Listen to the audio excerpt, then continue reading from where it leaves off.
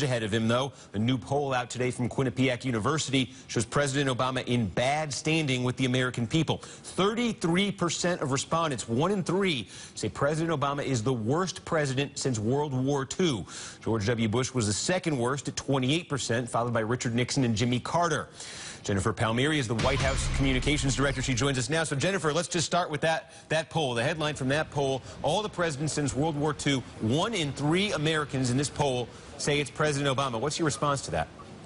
I think you can take numbers and polls and do really interesting analysis and charts that would say all sorts of things.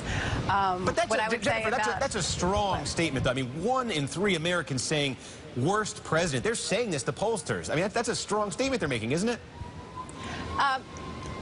You know, I'm just not going to comment on any one poll. It's not how we live our day-to-day lives here at the White House. Because if you focused on the short-term, those like short-term metrics, you're not looking at a larger picture.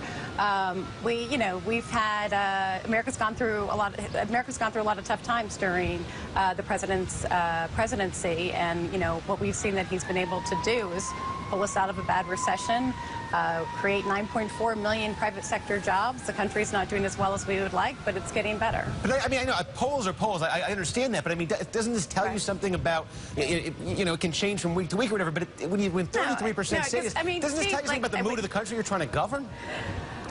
I don't think, one poll I don't think really speaks to the mood of the country. I just, in a vacuum like that. And, we saw a lot of polls in 2012 that ended up being wrong. I think this is, it's something that we've learned to, we don't live by them.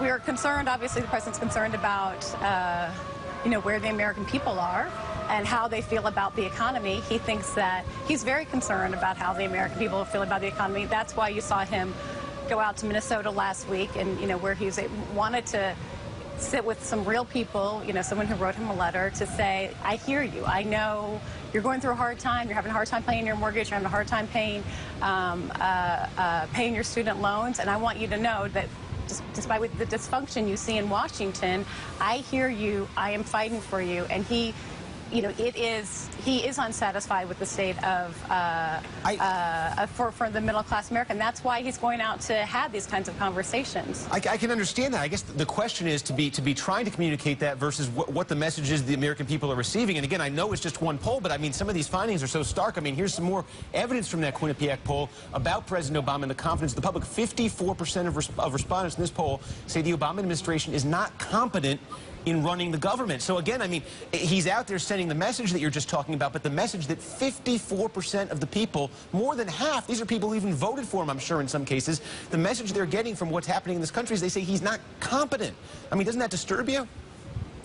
No, we don't live by polls. I'll say it one more time. But this is the mood of the public. He's concerned about the state. He's concerned about the state of the country. He's concerned about the fact that middle class people still feel like they don't have the opportunity that they think that that he wants them to have and that they need to have. He's concerned about all of those things. We're coming out of really 5 difficult years, and we've had some problems that we've dealt with in the last few months that that's gotten a lot of attention. So he wants people, what is he doing to make sure that the American people understand that, he's with them and that he's fighting for them. That's why you see them going out in the country to have those sort of conversations. When he says, yeah, he's concerned about. He's concerned about the mood of the country. He's concerned about people losing hope. He feels that people have that they have become more cynical, and they have been because of the dysfunction that they see in Washington. And that's what he's. We don't pay a lot of attention to any one metric of it, but that's what he's trying to battle against and have people understand what he is, the kind of work that he's doing every day here. When he wakes up, the people he wakes up worrying about. That's what he said last week in Minnesota, that you are the people that I think about every day and that I'm fighting for. And he wants them to know that that is what is on his mind. All right, thank you, Jennifer Palmieri from the White House. Appreciate that. David Korn is an MS